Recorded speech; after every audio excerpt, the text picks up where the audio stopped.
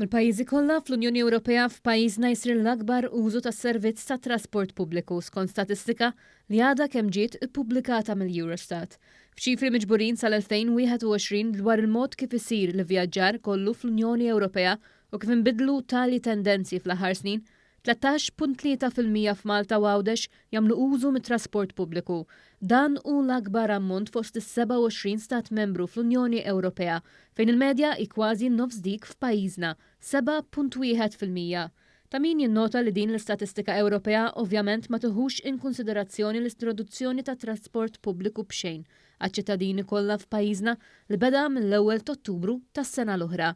Skont l-aħħar ċifri mill-Malta Public Transport jirriżulta li f'Awwissu li għadda kien hemm numru rekord ta' passiġġieri tat trasport pubbliku f'pajjiżna li laħaq is-6 miljun vjaġġatur. Da minn barra li reċentament is-servizz baqa' jinvesti fil-vetturi elettriċi għal inqas tniġġis fl-arja wkoll.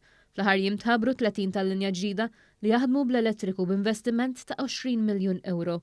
L-uniċi pajjiżi oħrajn li fl-2021 kienu jaqbżu wkoll l-10% bħalna huma l-Ungerija, l-Irlanda, ir-Rumanija, l-Italja, ċipru u l-Greċja.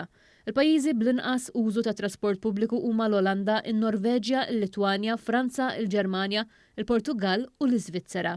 Il-Eurostat qal li l-aktar mezz użat ta' trasport fl-Unjoni Ewropea jibqa' dak tal-vetturi personali bi kważi 80%, imma qablin ma' vjaġġar bl-ajru, b'tal-linja jew coaches, bil-ferrovija jew bil-baħar. Minkejja dan il-kontinent Ewropew bejn l-2011 u l-2021 kien hemm tnaqqis ta' vjaġġar bl-ajru u żieda fit-trasport bil-vetturi personali matul il-perjodu tal-COVID-19 fejn ajruporti kienu magħluqin kawża ta' restrizzjonijiet imposti.